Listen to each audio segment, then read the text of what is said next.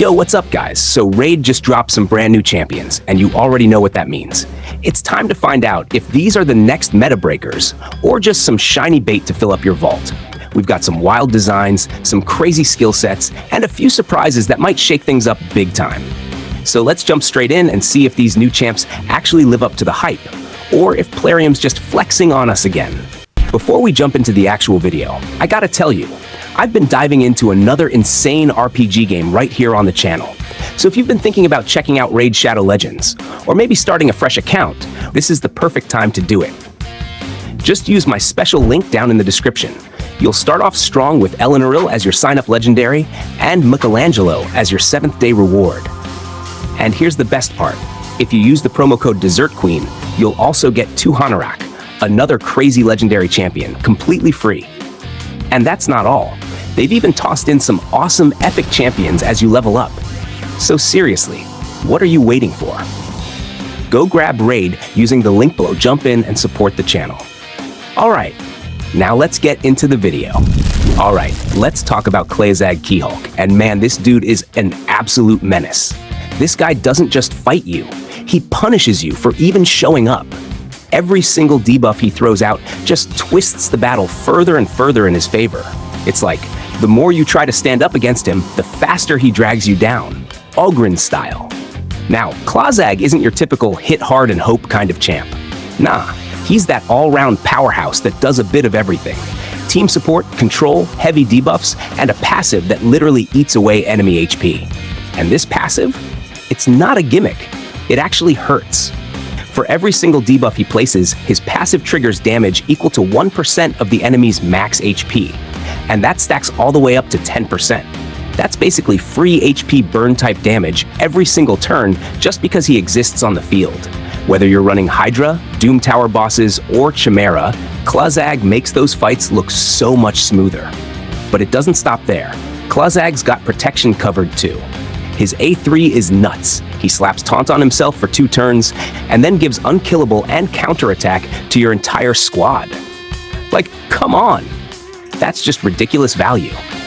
He basically says, alright, hit me if you dare, while his team sits back laughing and smacking you in return. It's one of those skills that can completely flip a fight, especially when things get messy.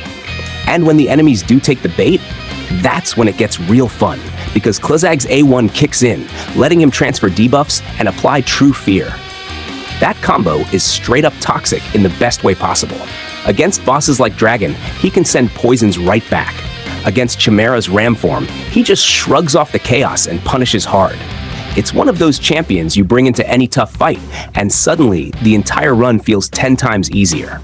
Overall, Klaazag Keyhulk is a monster addition to the Ogryn Tribes. He's tanky, he's smart, and he's got synergy written all over him.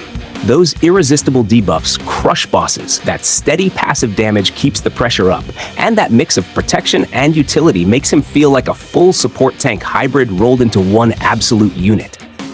If you pull this guy, don't even think twice. He's a must-build. Let's talk about Granyt Doorkeep, the latest fusion champion for September 2025, and honestly, this guy's design is straight fire. I mean, come on. A dwarf literally born out of solid stone, covered in glowing green runes that float around him like ancient magic? That's just peak fantasy energy right there. Lore-wise, he started out as a humble guardian, just watching over the dwarven gates. But now, he's out here channeling the fury of the mountain itself. Every swing he takes looks like it could crumble a castle wall. No exaggeration. Now, when it comes to his kit, Granit's got a little bit of everything going on. Control resistance, debuffing, buff removal, and some serious damage potential. He's one of those champions who just doesn't care if the enemy is buffed, unbuffed, protected, or annoying. He finds a way to punish them anyway. Let's start with his passive, because it's one of those low-key lifesavers. Every turn, Granyt cleanses himself of control effects. Yeah, things like stun, freeze, and sleep just slide right off him. Except Sheep, which still gets him, sadly. And on top of that, he deals extra damage against enemies who don't have buffs. So, if you're facing someone who's already been stripped clean, Granyt hits like a truck. It's such a solid combo. You get reliability and consistent damage all rolled into one. Now, his A3, this one's where things start getting spicy. It's a single target nuke that does a whole lot in one move. First, it cleanses his own debuffs, then slaps Shatter and increase crit damage on his allies, while completely ignoring Unkillable, Stone Skin, and block damage. Yeah, that's massive. That combo right there makes him a serious arena threat because all those stall or protection teams, he just doesn't care. He breaks straight through. And here's the kicker. If his target doesn't have any of those protection buffs, he deals 100% more damage. That's double damage, my friend. Then, if he actually kills them, he gets an extra turn, which means he can immediately chain into another ability or start picking off more targets. Straight up bulldozer mode. Moving on to his A2, this one's all about team setup and control.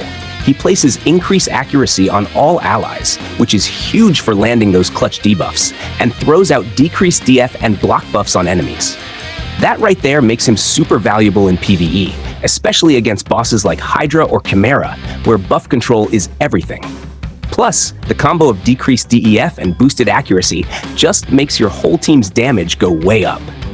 And finally, we've got his A1, which is actually a sneaky good ability. It's a triple hit attack, so you already know he's going to do work against Fire Knight. That shield won't last long, but it also ignores 20% of DF and removes a random buff from the target with each swing.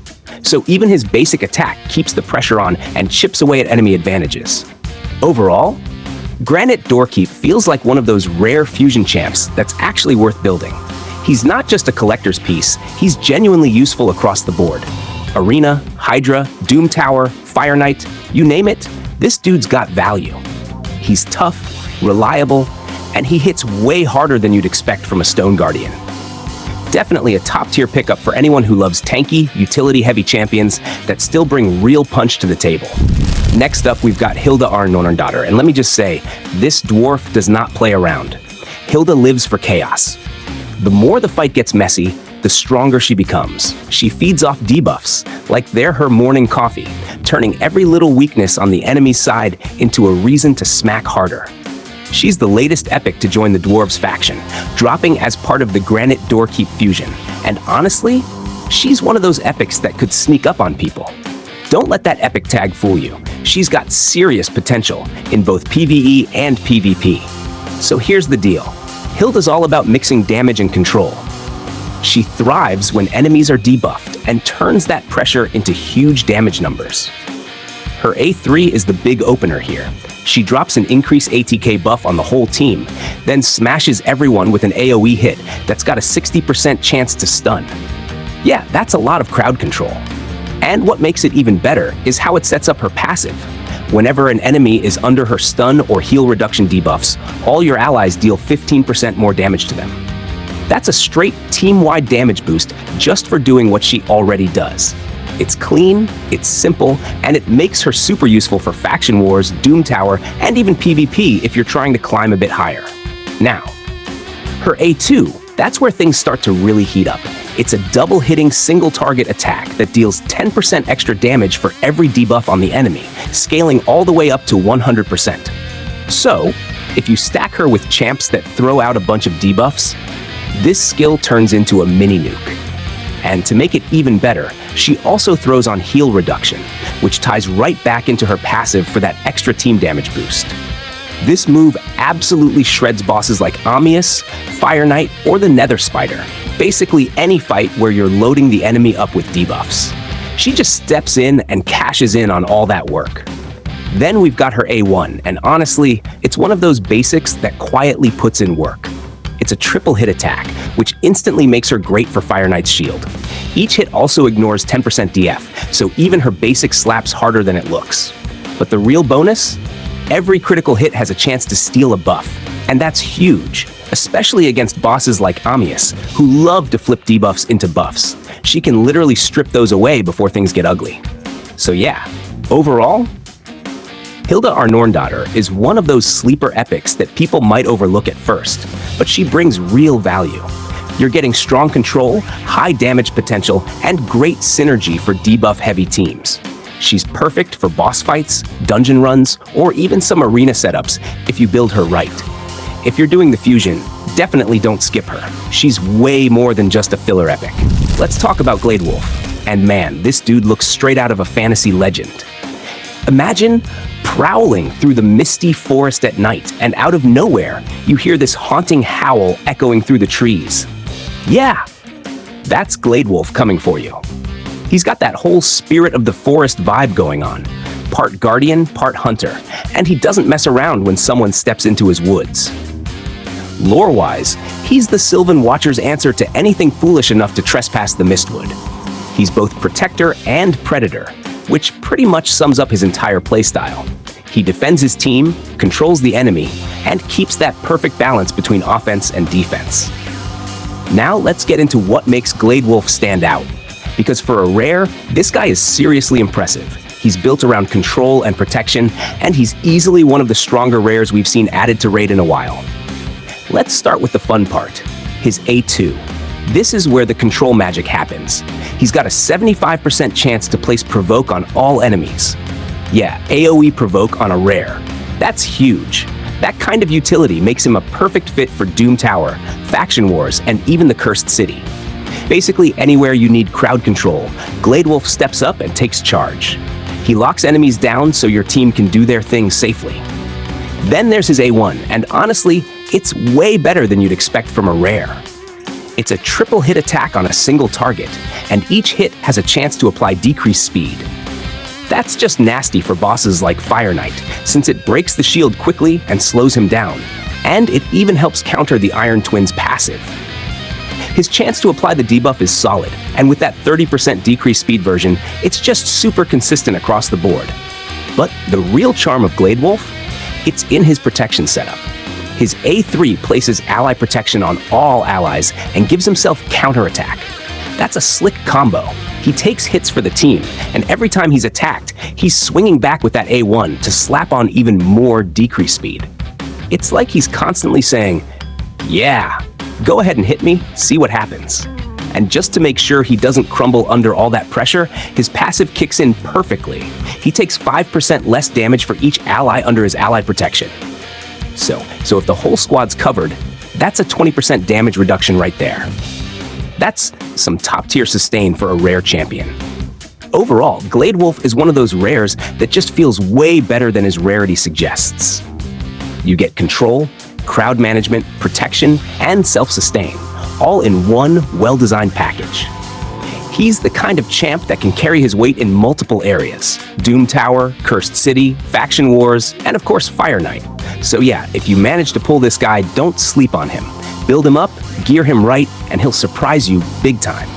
And hey, if you haven't already, make sure to grab Raid Shadow Legends using the link in the description. It really helps the channel out. Man, these new champions are looking seriously good. From Klaazag's raw Ogryn power to Granit's stone-crushing fury, Hilda's chaotic control, and Gladewulf's wild forest energy. This update's packed with some real heat. Let me know down in the comments, which of these new champions are you most excited to build? Are you going for the fusion, or saving up for the next big drop? I want to hear your thoughts. Alright guys, that's going to wrap it up for today. If you enjoyed the video, don't forget to drop a like, subscribe if you haven't already, and turn on those notifications so you don't miss what's coming next. Thanks for watching, and I'll catch you in the next one. Peace!